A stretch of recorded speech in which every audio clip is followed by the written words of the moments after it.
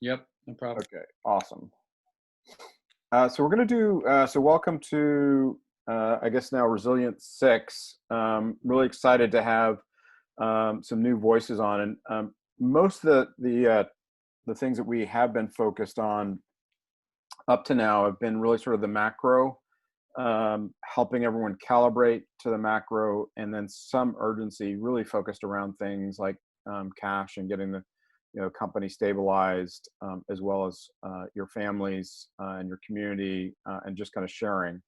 Um, I think as we're all starting to sense this idea of reopening and trying to calibrate on what the hell does that mean? What does it mean for me personally, for my family, for my community, but also for the company? We're going to focus on that topic today, and really happy to have a couple of new voices from the community to talk about that. One of the consistent, beautiful British baritone, very soothing, Dr. Adrian Rawlinson is going to give us a quick update on the COVID side of things. And we're going to move over to a quick conversation from David Stas, who's president and might as well be founder of Ninth Decimal. He's been there for longer than I have, which I think takes some saying. But they've done some really interesting work, and I've highlighted that in some previous sessions on sort of what foot traffic is happening in the retail footprint across the United States, and what does that actually mean in terms of both the disease implications, but also from a work point of view. So Dave is going to quickly talk about some of their work on EMI. And then the main topic is really going to be around this concept of reboot work. How do you leverage, best of breed thinking on different topics and all the things that need to go into that. Michael Scissons is going to take us through that. And then we're going to talk about a specific example of how that's manifesting for one of the portfolio companies. Renee, who's the founder of Gentreo, is going to talk about, and I think most of you know that they've got pretty significant COVID tailwinds. I don't know if they grew 130 or 140% week over week this week, but that doesn't mean that they don't have their own challenges trying to figure that out. And so she's going to talk about what they're doing on the talent side. And then one of the other things that was very apparent to us is there are a couple of people that are just absolute ninjas, very special skill sets that have been really helpful in helping our companies navigate this. And we're trying to highlight another one of those. And Nick has been working with Renee and team at Gentreo, but he's one of the the smartest growth people we know, and he's putting a lot of effort into figuring out how to grow a company in this environment and leveraging sort of the way that people are using the web and connecting. And so I'll have Nick wrap it up a little bit.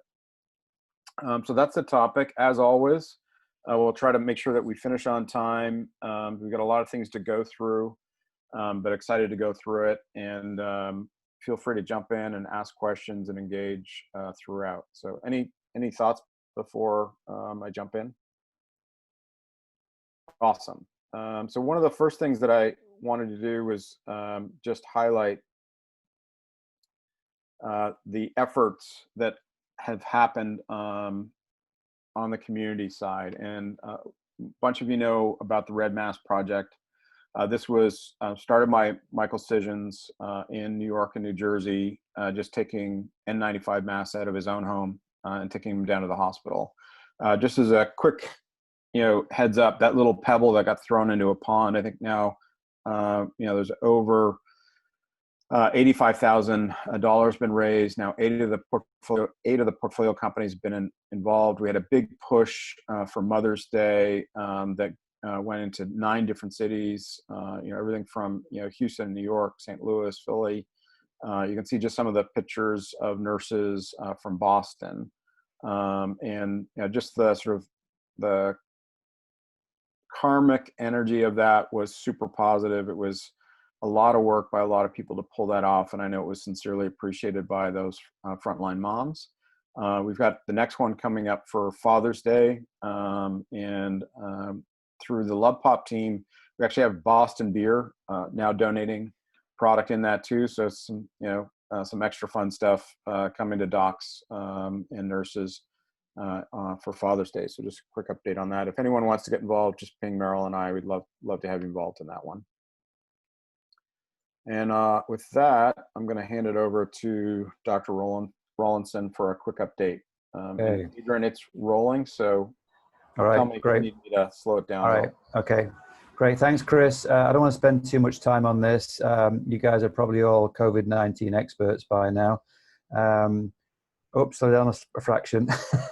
So how do we reopen safely? There's a lot of discussion about metrics around this. Next slide.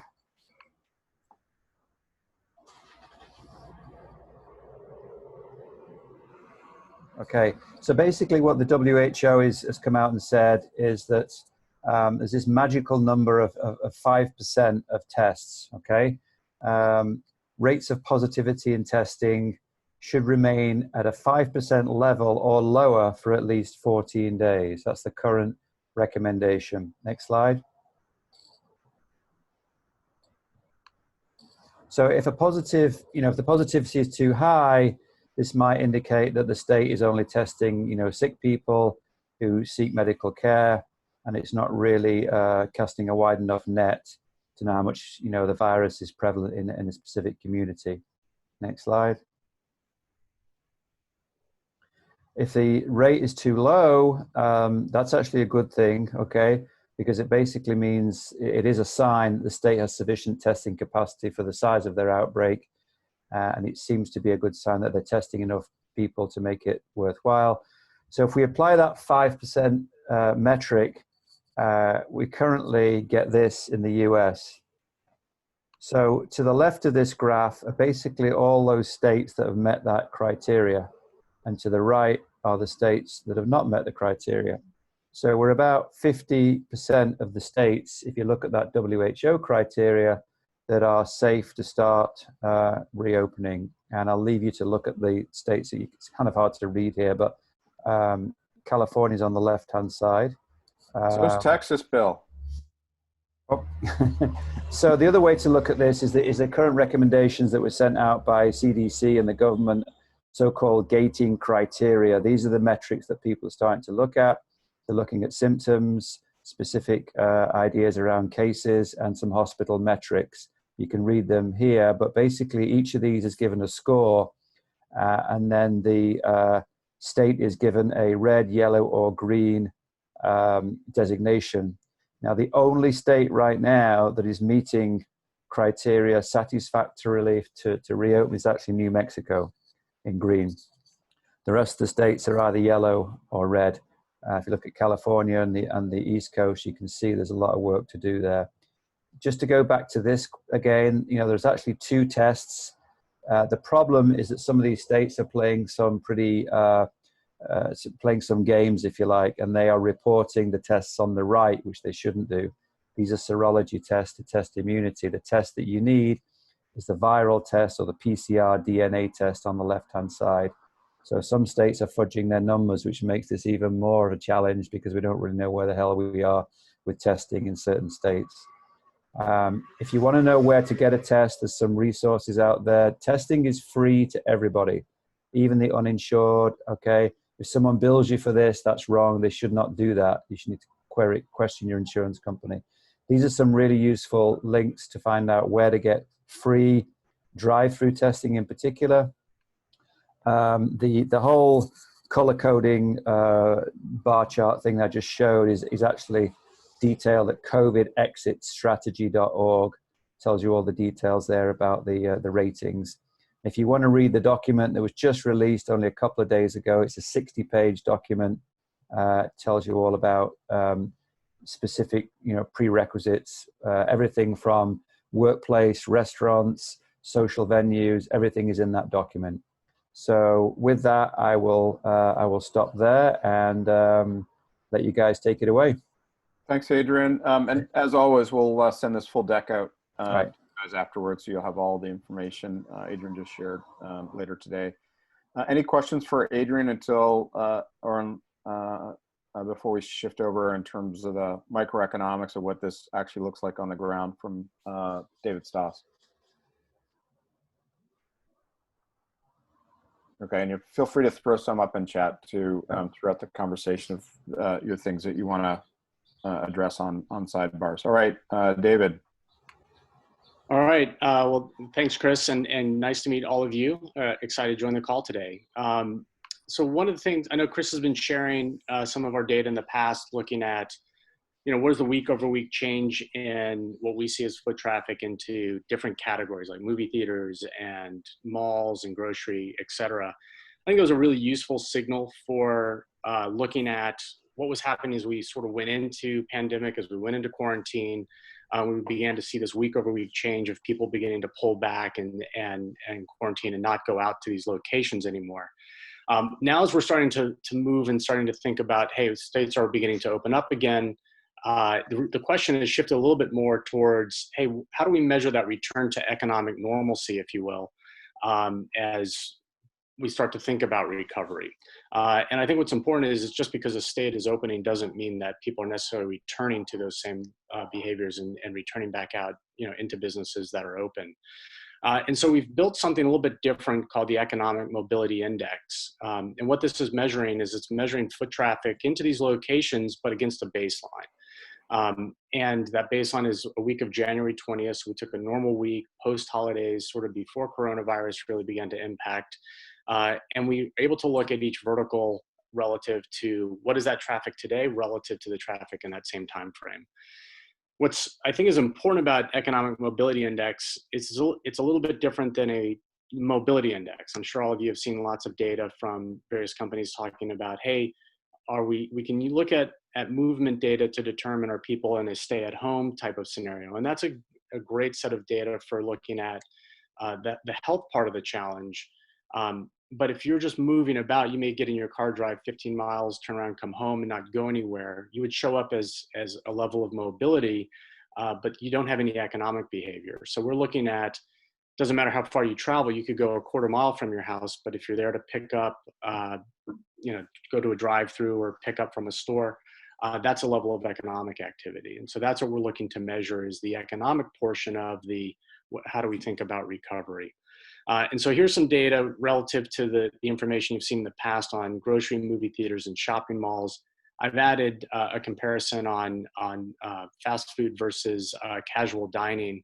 And what you can see is if everything is benchmarked against that week of January 20th, you can see how grocery stores, a month ago, they had an economic mobility index for grocery on a national level of 64, and now it's at a 72.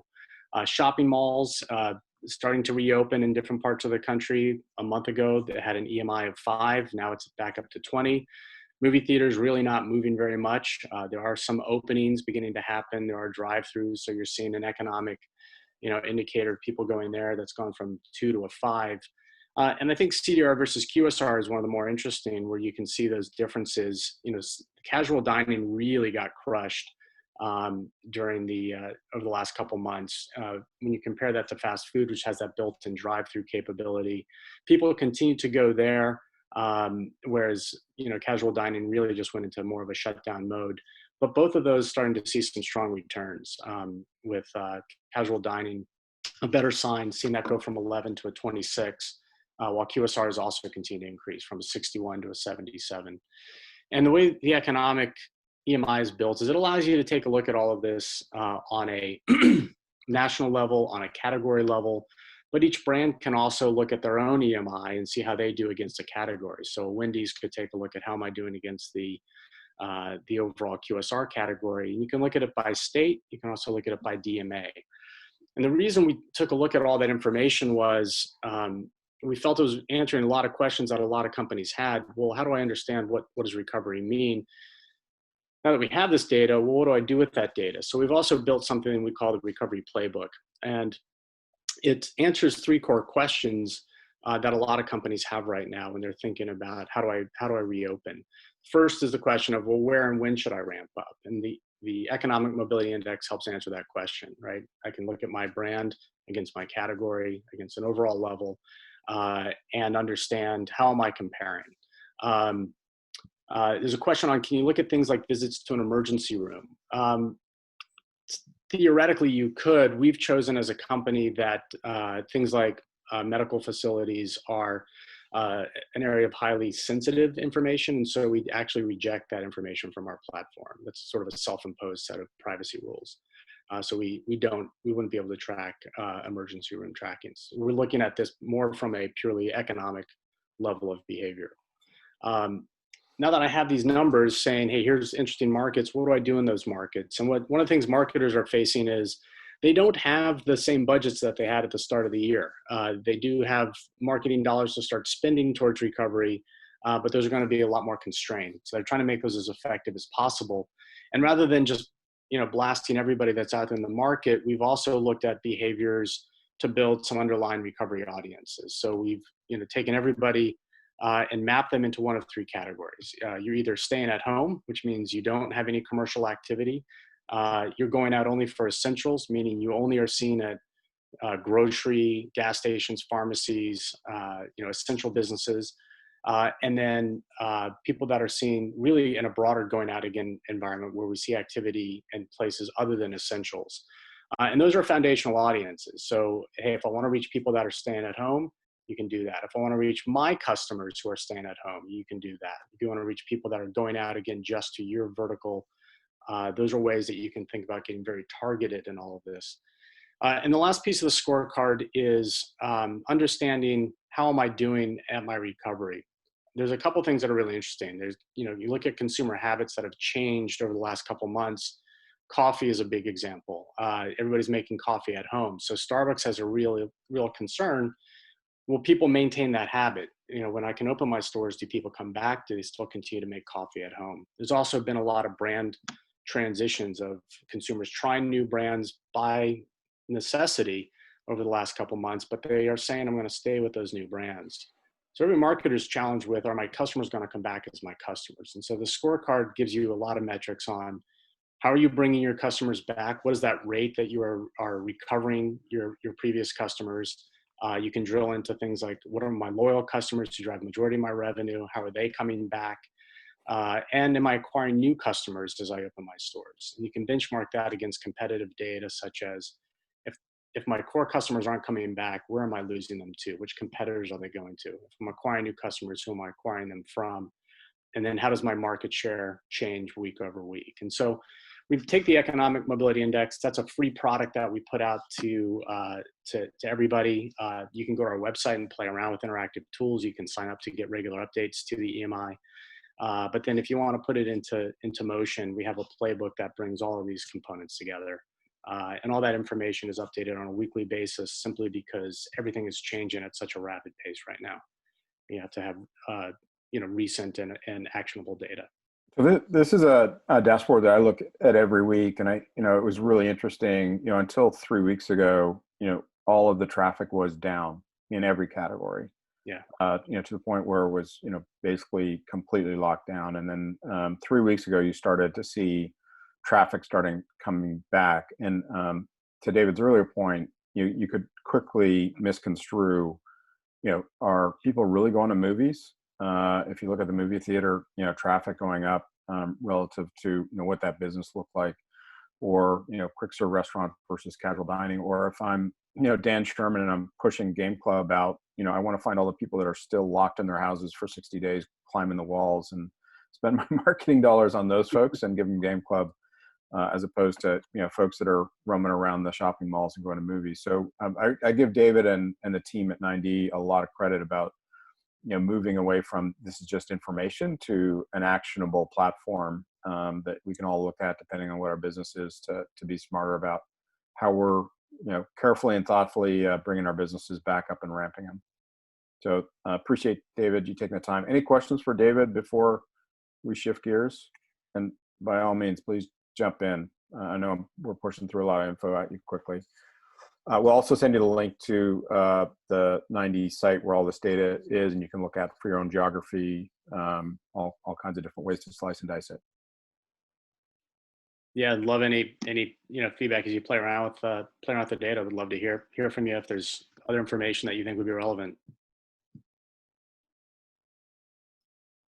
All right, thanks, David. Appreciate it, and again, awesome work pulling this together. It's part of my dashboard every week. And so speaking of this, we're going to move into a conversation part, but moving over to Michael Scissons, founder and CEO of CareerList. I think most of you know Michael, but Michael, you might want to quickly introduce yourself and CareerList, and then how you guys started working on Reboot Work and what that means and the parts of it that you guys pulled together. Sure, thanks, Chris. So I'm Michael. I'm the founder of CareerList here in New York. We're a distributed marketplace of talent that helps with executive recruiting for really mostly large national and growth stage organizations in the U.S. mostly, and a bit of Canada. Obviously, our world right now is a little bit slower. Actually, surprisingly, not as slow as you'd expect in the higher end of the market in terms of senior roles, but definitely in terms of the mid-level stuff has gotten a little bit quieter as companies are figuring out what the world looks like and what to do. So a few weeks ago, we started kind of a collaboration called Reboot Work. So this is a Slack community and a Notion kind of content sharing site that has now over 200 partners, and mostly heads of HR, kind of CEO type partners, who are sharing information and sharing insights and asking questions of each other in terms of really getting to the tactical thought process towards reopening. And we do some curation, for free across the community, but it's increasingly being, members kind of asking questions and self-organizing community that has continued to gain strength. And we definitely have a lot of large heads of HR from a lot of the large enterprises here in that the quality of that 250 list is really high. If we go to the next page, so there we go. We've got transitions. We're very fancy. It's been an interesting time, I think, as we've seen the community evolve in terms of some of the things that we've seen take shape. And I think it's always easy to view the world, based on where we are. So we're definitely seeing different company priorities based on, workforce type, very much significantly based on geography, and also management mindset. So we'll talk about that, where the kind of digital first management mindset versus the non-digital first, kind of not a digital native, comes from a different school of thought and kind of eyes who's in the office and who's not type of mindset. We're seeing a lot of differences in terms of the city sizes, as I mentioned. So New York is obviously where we spend a lot of time, and definitely where my realm of reality is, and can speak with how people are thinking about reopening here in New York. Definitely a difference in terms of the size of enterprises, and then a lot of questions around cost benefit, which we'll go into here shortly. Next page, Chris.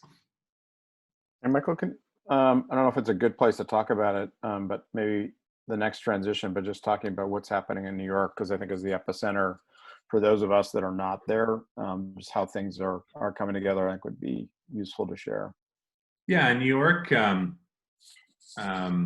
New York, I think it's a good time to talk about it. If you look at the bottom left-hand side of this, what we're seeing across all of our partners is bigger the city equals bigger the barriers. So it's actually a time where if you're not based in New York, a lot of these issues are going to be a lot easier for you. So if we take a look at, what we're seeing in New York from an infrastructure perspective, there's a number of things that have happened. One, large percentages of companies' workforces have left the city. And what we specifically, in and around tech, and if I look at our building, my building in New York, or what I'll refer to as the building formerly known as mine in New York, because we won't be back in it, we don't plan to be back there this coming school year. We're making changes to not be there this year. And I think over 50% of our building has left. Some have gone to Arizona, some are moving to Denver, some are moving to Austin, some are moving to the suburbs, but 50% are gone and have given notice to the landlord that they're not planning coming back. Our workforce, over 50% of people have gone, not that they've left the company, but that they've moved somewhat to a questionable level of their return. The younger people the people with, have second houses have moved there. Most of our staff doesn't have second houses, so most of them have moved back in with their parents or in-laws. So, what would have been a centralized, workforce, we're now dealing with, where should we be paying payroll tax? Are we a remote workforce now? Because, we've been out of the office for 4 months, we're not reopening. Should these people still, if they're in Illinois, should they still be paying, tax in New York? So working with, the disbursement of people, and when they come back or when they're willing to come back, has been important and challenging to think through. Second, obviously, is public transportation. Here in New York is a lot harder than driving. We're seeing companies now. We've had a lot of calls the last couple of weeks with companies that are getting ready to, quote unquote, reopen their office. When they're talking about reopening, they're talking about reopening with potentially 25% of their workforce. But they're looking at, how do we allow one person in the elevator at a time? How do we have 4 people in the elevators with one person standing facing the wall in each corner? How are we actually finding sanitization supplies? Because there's a global shortage of wipes. You can't buy wipes anywhere. So they're going through the physical thoughts around reopening. And from a company experience perspective, it's very much questionable whether that is worth it. Specifically for 25% of the company.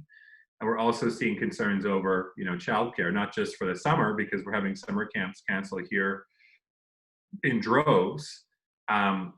We're having, potentially the school year in the fall, general concerns over being remote. So from an infrastructure perspective, companies are dealing with staff that's spread out across the country, or potentially even out of the country. We're dealing with office environments that the bigger the building, the higher the challenges. We're dealing with staffs who have significant issues in childcare. So there's very much, very significant barriers towards reopening somewhat quickly, in a fully productive way in some of these large centers. The dynamics that are playing in terms of decision-making from the companies consistently in themes is a productivity loss and reopening at any point when you're looking at a situation where you could be opening and closing. Is it worth it? Or do you just ride it out? So we're seeing more and more companies announce, they're not reopening now. I think of all of our partners, the earliest reopening is planned for September. And I would say the average is now looking into 2021. And they're asking themselves the question: added costs, added concerns, added liability, added staff inconvenience, added staff safety concerns, productivity loss, is it worth it? The dynamics are also around, in the last couple of weeks, we've been getting questions and we haven't been answering them around liability, where if we do reopen or we do not give people the option to work from wherever they are, and we force people to come into the office, and we have an outbreak in our office, what's our liability? And people have been thinking through that. And then large organizations have really been working through their dynamics in terms of digitizing their workforce training, collaboration tools, management systems, to support a much more long-term approach. Go to the next page. Michael, to put a point in that, it sounds like New York is depopulating. New York is rapidly depopulating, and my concern is, even if we were to go back to the office, in September, the world that had a reason for being back in the office in terms of, great, we're in Chelsea, all of our customers are nearby, we can get together, we can go do presentations. Even if the offices reopen, our clients aren't going to let us go into their offices. So, we're basically reopening for our own benefit, doing the same thing that we're doing remotely. But what we're seeing happen is, in New York, is obviously a lot of the college students have left. A lot of the interns that would have come into New York, including our own, aren't coming in. The graduates who would have thought, hey, I'm moving to New York this year, aren't moving to New York this year. And then the immigration, which was already massively impacted in terms of restrictions on H-1Bs and O visas, everything else. If you phone someone now and say, hey, we're looking to relocate you to New York, we've seen our people interested in migrating there has plummeted, at an exponential rate.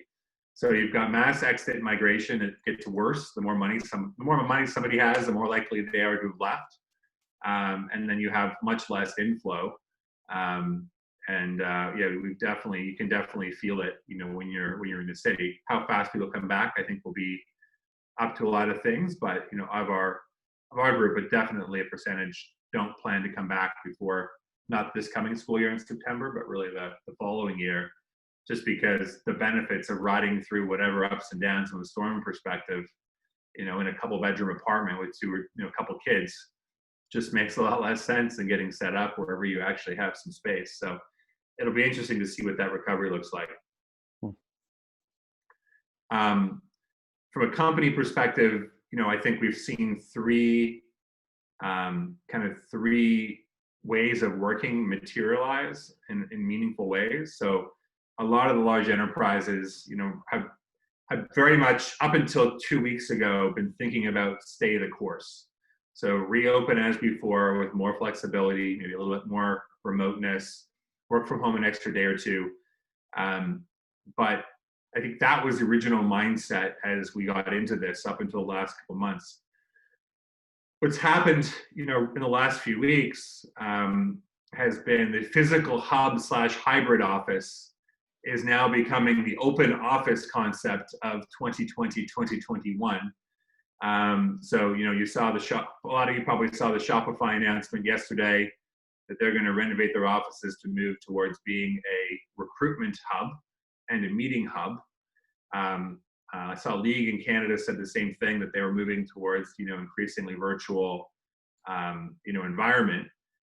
So you've got Twitter, who said you're open to work remote forever. You've got Facebook, who's been a bit more, yeah, we'll be remote through the year, but see what that kind of looks like. But what's happened within enterprise in the last couple of weeks is we've been getting more and more requests saying, hey, what is this physical office? What does this hybrid look like? Like, what is this office going to look like where we have much less space, and maybe it's a town hall space, and we get together much less frequently in person, but we really build this social core that isn't where people work, but it's where they meet and gather and get together. I would prophesize, based on the demand and the conversations that we're seeing, is the same way we talked about open office concepts for the last decade. We moved from closed offices to open offices. I think the next iteration is very much going to be this hybrid, physical hub that will dramatically change the commercial real estate. Everyone I know is trying to negotiate their lease in New York for less space, not paying for space, a discount in space, payments on space. And it's going to be interesting to see, based on the success of number 2, could have a pretty dramatic effect on commercial real estate here in the city. And the last approach is really that 100% remote approach, where smaller companies that were going to WeWork and paying money, $2,000, $3,000, $4,000 a month to WeWork, have realized they don't need to do that. I think that the outliers of the base camps of the world that promoted this, we don't have an office environment, and we're taken seriously. Definitely for smaller organizations, they have the opportunity to be that thing. I don't think we're going to see that with large enterprises. I think as far as they're going to go is the hub. But the traditional managers and leaders and CEOs, we're quite caught off guard from a lot of these very progressive messages around never going back. And they've definitely, over the last couple of weeks, put the challenges on their people organizations to think about what the hybrid world looks like, where they can find peace balancing their philosophies. Good. Just curious, some folks from other spots in the country, like Bill in Houston, are you seeing things that are similar or really different than that? Or, yeah, go ahead, Bill. It's interesting. Of course, while we're a big city, we are spread out all over God's half acre. So we don't have that same kind of concentration that you have in New York or some of the other big cities. You are starting to see, and I certainly don't have the kinds of stats that Michael has, but you are starting to see a heck of a lot more traffic. Things are opening up. Now, Houston is hit with a double black swan between the oil business and COVID. So from an employment standpoint, it's going to be pretty it already is pretty damaging. Real estate, the companies that I'm on the boards of, we're all trying to renegotiate our real estate, but we haven't gone so far as to what Michael is saying in terms of walking away from anything. I'm sure there are plenty of companies here, especially in the oil business, that are going to walk away or going to bankrupt away from real estate. But I don't see that anywhere near that phrase that Michael's using of called a depopulation. That I must say that's pretty dark. From and I had not realized it. Being a former New Yorker, I feel for it, but wow, I have relatives, friends up there. I just haven't heard that same kind of stark analysis of what's happening in New York. And you're certainly not, we're seeing different things here, but nothing like that. Michael's one of the few, and I think Lyland's also on, that are back in Manhattan and are kind of seeing it firsthand. And it's pretty consistent from, what we're hearing from folks that are there. Are you seeing that in San Francisco or? I think not to the same level of dramatic impact for a couple of reasons. One, San Francisco was one of the first cities to lock down, and so the disease, at least the first wave of disease, to Adrian's point, second wave, we're starting to get a little concerned about here, but the first wave wasn't bad. I think the impact in San Francisco, and maybe Kirk can talk about this, and I promise not to attribute it directly to Google, but because there are so many tech workers in San Francisco, and that was a dominant part of the population that has employment and could move if they wanted to. There's a lot of talk about San Francisco losing significant tax revenue from employment tax as tech workers don't come back to the city. A lot of those tech workers seem to be going up to Austin. So we're not seeing, well, I'm not in Austin. What you have in Austin, which is a little bit different than both San Francisco and New York, you have a lot more open space so that you can commute back and forth. And I would expect, and I don't have any data, I would expect that population is going to increase there, not decrease. You have that added feature of like no state tax, which, if you can work anywhere, and Austin's pretty damn nice place to hang your hat. I think you are going to see migration shift in interesting ways. Sam, I know you guys have with ListOFin, a lot of retail space and, navigating with your clients. What are you guys seeing? Yeah, throughout the crisis, we saw a steady flow of customers, but there was a reduction in foot traffic early on. April being sort of like what we're seeing was the bottom of that traffic flow. Things are steadily coming back from that perspective, but because we are an omni-channel company, we've seen a lot of traffic sort of move to phone and online, which is great. And people are anxious. People are coming, they're getting back to the new normal.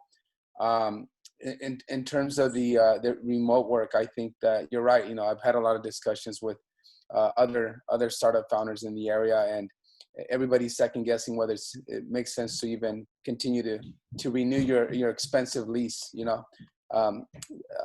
Startups in general used to invest a lot of money in creating this amazing startup environment, right?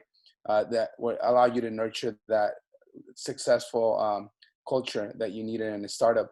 But that's being questioned, I think, across the board. And Silicon Valley is not cheap, right? So I think it's going to take downtown San Jose, the growth that it had, may be put on hold for a while. Makes sense. Go ahead. Can I ask you a question? I've also seen in the last kind of week or two that the articles, I don't know, maybe just I'm getting different targeted articles now.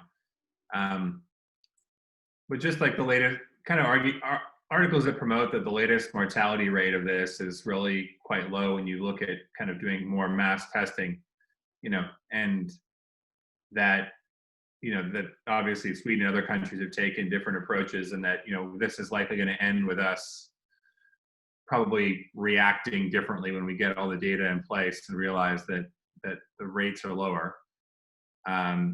What are your thoughts? Obviously, it's a huge problem and it's everywhere. But when you look at the data now versus what you thought about 12, 16 weeks ago, and you know what you know now, like how do you think about kind of the path ahead, and what would be the right things to do based on the current provisions that you're seeing? Yeah, I think we might have lost Adrian. A good doctor is highly in demand, might be the right guy to talk to. But I think the challenge that you're talking about fundamentally is the trade-off of human life for economic benefit, and that's sadly what it boils down to. I think the death rate in Sweden versus the other Nordics is about 6x higher. So yes, the overall disease mortality might be low, but if you make the decision to open up and you don't have the things in place to kind of manage the disease, the reality is you're gonna lose people. I don't know, Adrian, you want to jump on that? Yeah, so I was talking to somebody this morning about this, and there's West Coast, East Coast, most of these populations are pretty well-educated, fairly wealthy areas. It's a different ball game to some blue-collar worker down in Louisiana, okay? So those guys have no income, they can't even feed their family, it's a dire time. So for those people, they're desperate, to get back to work, to open up. They regard the risk benefit, is a risk that they want to take. It's a question of, do you get infected or do you go back to work? For those guys, it's all about going back to work. So, it's a different discussion depending on, what part of the country you speak to. And I feel for those people who you're demonstrating and want to go back to work. Yeah, some of them are, just being idiots and they're very selfish. But, there's a lot of people out there that are desperate, to earn a few bucks so they can feed their family. That's the problem. Well, just because I'm across the river from Louisiana, let me add that in Texas there's a lot of people who, whether blue collar or white collar, want to get back to work. And the conspiracy theory that we generally hear down here is that the deaths that are happening because of untreated symptoms, and people are scared to death of going to the hospitals, and the untreated conditions and the opiate. We're not counting those, and maybe some other calculation about opening up should happen, other than what people are saying. Well, we're data driven. I'm not sure they're looking at all the data in terms of the secondary effects of these lockdowns. Absolutely, I couldn't agree more. That's a really good point. So somebody's got to help with this balance. And, there's enough articles of this has become politicized, as we all would agree, and I'm not going to get political about it, but the idea that we should be data driven, somebody's got to come up with some balance. And it's death versus economics, but the deaths that people are counting and the issues that I don't think are looking at the entire issue. And until somebody does that, you're going to get this left, white, blue, red. It's just terrible discussions that are going on. Yeah, So, there are some governors playing some very dangerous games right now by fudging these numbers, right? Counting people that they've tested and haven't tested. That's a real problem. I didn't know that maybe came before April in Georgia, but I guess it does. If you guys saw that graph, that was unbelievable. No, I agree with you, Bill. I think if we could get all the data on the table, and I've been talking to some friends on both sides of that aisle that are thoughtful, and unfortunately, substantive conversations are way too few from the emotive ones. I did want to shift a little bit while I've got some time, and in my favorite TV channel that I watch, Some Good News. Sadly on hiatus for a little bit of the summer, but I encourage you guys to watch that as much as you watch the other letter acronym news channels. I also listen to Canadian news a lot, which I'll get to in a second. It makes you a little bit saner and a little less emotive. But I turn over to Renee Fry, who's the founder and CEO of Gentrio, who's had some, and I know Evan's on here as well from SignalWire. They've also had some, really big, COVID tailwinds, actually been helping businesses, ironically. But turn over to Renee to reintroduce herself briefly, but also talk about what she's doing on the talent side in this environment, which I thought was really, really interesting, and asked her to share it with us. Yep. Thanks, Chris. So we do online estate planning, so healthcare proxies, wills, powers of attorney, so you can understand why we've been growing quite a bit.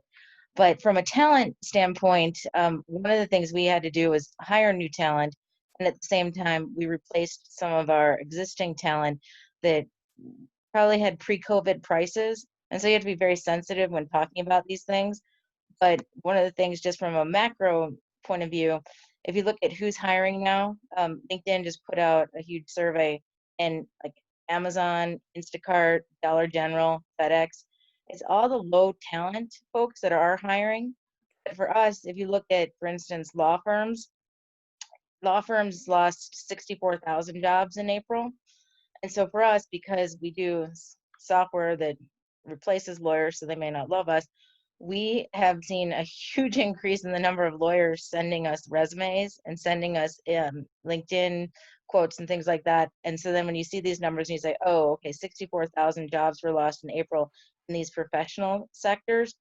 And then over on the IT side, IT pros saw about 102,000 layoffs in the US in April. So what that's been able to allow us to do is, one, go back and renegotiate contracts first, and then two, replace talent. So where we went back and we said, hey, we like working with you, but either you have to come, suggest to us a price you think is reasonable. And some folks were willing to be what we thought was reasonable, and other folks weren't, and so we let them go.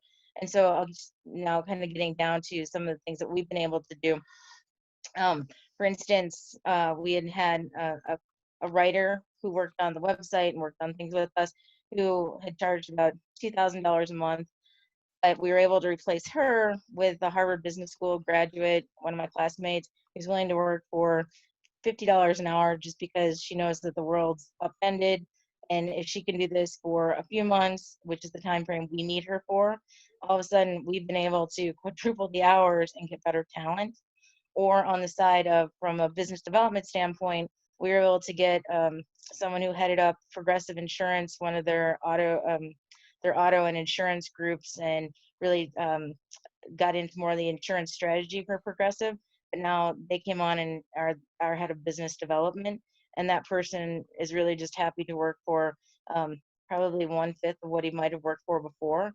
And there's two reasons for that. One, we all do work remotely now. We are part of a co-working space, but everything's been shut down. He's out of Ohio, but the idea that he can now, just come back to work is very exciting for him. And then along the other lines, we've also added other folks in the ways of sales and commission-based roles and partnerships. And these folks are now really excited to be working with a company that's growing. So I would tell all of you, I guess from a takeaway standpoint, is that one, from what you had to pay in the past, to be gentle and kind with that, because when I wasn't, that didn't work very well. But if you are gentle and kind and tell people this is something that we're all facing together, can we find a way to work together? We found many have been open to that. And in places where they weren't, we made the very clear decision to tell them this is a rough time for everyone, and there are ways to make this out of it. But unfortunately, because you couldn't help us, we can't continue going forward and replace them. And I just want to kind of gently push in here. When we were all pushing you guys really hard not to pay your rent in February, and acknowledge the fact that that was not a natural act for any of you. By definition, the reason why you're in the community, like you're humans that aren't really kind of wired that way. But I think the reality is for us collectively, the important thing is to survive, to thrive. And there's a moment in time here where you can all significantly upgrade the talent you have on your bench at a fraction of the cost. We were talking to the co-chair of Venture for America this week, and there are 250 people that have come out of the very best universities across the country. Those 250 were hand selected as the best and brightest out of Stanford, out of Harvard, out of name your school, that all had entrepreneurial bents, that all had huge horsepowers, all had huge engines. Postgraduate, they did 2 years of intense internship and mentorship to kind of take that next step. Of those 250 people, 5 of them have jobs. They're working for an average salary of $36,000 a year. Those that are getting jobs. So you have that list, Chris? I do, Send it over. and one of the things we're doing, and this is one of the things that Michael's awesome about, but we've started. This is sort of like the next phase of what we're all going to have to figure out how to deal with, is finding the very, very best talent and using scarce dollars to really maximize the throughput for all our companies. So we want to work with Michael's team and the Reboot team, as well as all of you. If you've got just amazing human beings that have high impact, surfacing those selectively with recommendations. And so that will include, of the 250, I asked the co-chairman of Venture for America for the top 5. So that list you'll get today out of that community, and they're absolute rock star studs that have no work and would love to take on anything. And so it's a weird thing to have to talk about with you guys, because I know you're not wired that way, but I do think if we are going to collectively survive to thrive, we're going to have to lean into this the same way you did on your rent exposures and your cash management the first couple months of this. Oh, Chris, it's Kim here. Just adding to that, of course, in addition, and I feel sorry for the new recent grads who are trying to get jobs right now, but just the number of displaced people out of tech companies around right now. So you got a lot of talent on the street available. Some of that's going to get desperate, and they work for less. I mean, Uber's one example. I mean, there's 25% of the sales force of the workforce just laid off in the last 3 weeks. Airbnb, so many other companies. There's a lot of talent out there. And some of them will definitely come in and work for maybe less than they were working before. So we're gonna try to find a way to surface that to you efficiently, so it's not too noisy. And anyone has ideas or wants to lean in on that, by all means. Just before we run out of time, I did want to shift over to Nick. Speaking of talent, so Nick is one of the smartest growth people we've met collectively on the globe. Has been working really closely with Renee. Has some extra cycles for those of you trying to figure out growth and customer acquisition. But with that, I'm going to turn it over to Nick for the final segment for today. Thanks, Chris. Thanks for having me here. Renee, thanks for coaching me beforehand. Renee, Julie, and I are part of the Trio. So two big points. I know you guys are kind of limited on time, but I wanted to talk about a big channel shift that's going to happen, and then I wanted to talk about an operational shift, both of which are accelerated by the pandemic and the slowdown. So first with channels, and this affects business-to-business relationships and business-to-consumer relationships. Centralized communication channels are falling apart. Things that are more authentic and more human are taking the forefront, and that spans the news, like your abbreviated news channels, to the big networks like Facebook. So three quick bullet points here. Advertising is no longer as impactful as it was, whether you're trying to attract other businesses for B2B relationships, or you're trying to acquire customers or nurture those. Everything, long since the influencer motion has been shifting to endorsement-based promoting. So whether you're trying to foster a new business relationship, an endorsement's going to go like 200 times farther than an advertisement, or even a webinar for that example. Webinar is kind of like a patchwork bridge for that. For those of you who aren't familiar with affiliate marketing, it's been kind of a dirty secret in the digital space for the last 2 decades, but technology's finally caught up to a point where attribution is pretty sound, so you know who to credit for a conversion. Affiliate marketing is like commission-based sales in the digital sphere. Really exciting things happening in that space. that combined with more people-centered content and an influencer-driven or endorsement-based promotional channel is really going to dominate a lot of spend in the very near future. And the big one, you know, I don't know if you guys saw the TechCrunch article 2 days ago, but Facebook just announced Facebook Carts for Instagram and Facebook. I think they're getting clobbered by Amazon, but they don't have the fulfillment infrastructure, and Google's far closer to competing in that space than they are. I think that plus the WhatsApp workspace offering are two pretty big signals that Facebook's going to contract in the very near future. So you might get another 2 quarters of solid Facebook performance, but I think that's going to go dramatically downhill. So moving away from, you know, Facebook and centralized advertising platforms, moving on to more endorsement-based promotion is really going to dominate. And the beauty for all of you is it's much cheaper and much more efficient than anything you could spend money on today. Then at the operational level, so quick note on Pinchforth and Dash, a new service that we're offering. Measuring data and understanding your business, as well as the factors influencing the markets around you, is now more critical than ever, to the point where it's almost irresponsible to wait for a report at the end of the week or the month to understand how things are actually doing. You need this information real time, because those who have access to it in real time are gonna beat you. So goal transparency is critical. 2 quick stories. We worked with a really small startup that had awesome metrics for all 3 key data points that they were measuring. So attracting customers, qualifying customers, and closing customers, but their growth was flat. After some digging, they found that opportunities were stuck in the middle of their pipeline. So while they attracted customers really well and closed them really well, there were 2 steps of the pipeline that were just falling apart. Losing visibility into something like that costs them, you know, tens of thousands of dollars, which is critical when you're a small firm trying to scale. On the other hand, we were talking to a company in New Zealand yesterday, big construction conglomerate that does 500 million a year in sales. They have a problem where at the end of every project cycle, all these bills pop up out of nowhere. So their forecasted profit just evaporates. And this is a company doing $500 million a year in revenue that cannot accurately track bills or reconcile invoices to what the project expense was. So we're helping in both cases visualize that information in real time, so executives can make better decisions and the team can really rally around numbers instead of grappling for credit. And then you guys are just talking about talent. You know, find a way to measure your culture. You know, I think there's a lot of talent on the market now, but now anyone can work for any company anywhere too. So the top guys are going to get recruited like crazy because they're at home.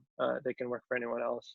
So find a way to understand how your organization is perceived externally and internally. You know, make sure people are happy with who you are, and you know, bake the internal team into your goals. A good team behind you is going to, you know, help achieving whatever objective you're looking at dramatically. And I think retaining them is actually going to get harder than acquiring them in the short term. The last piece, this is inspired by a Breakaway talk that Chris let me sit in on 4 weeks ago with Duolingo. You need to understand what the customers value in your product. You know, Apple has this model of selling a value or a perception and releasing the same product over and over again year after year. But you know, customers are a little more savvy. They have access to more products than ever before. So you really need to understand why they're buying you and what they value in your service when they give you money or they give you time. You know, that exchange is equal to the value that they perceive. So there are a couple ways to measure that you guys should look into. So I hope that made sense. I hope I didn't go over too much, but no, Nick, you did a great job. And again, we try to end on time. I just want to say, for those who want to hang out for a couple minutes and chat and have the time, by all means. Again, I listen to CBC News every morning, just keep myself sane. Bonnie Henry, I think, is one of the big heroes in COVID. They got hit as bad as Washington and Oregon. And so if you're looking for a little different global perspective, just ask your Alexa for the Vancouver CBC station in the morning, and it'll start your day off a little bit better, I promise. And then with that, I just wanted to wrap up by thanking all the contributions to not only this conversation today, but to this community overall. It inspires us. This is my favorite picture from the Frontline Moms Mother's Day.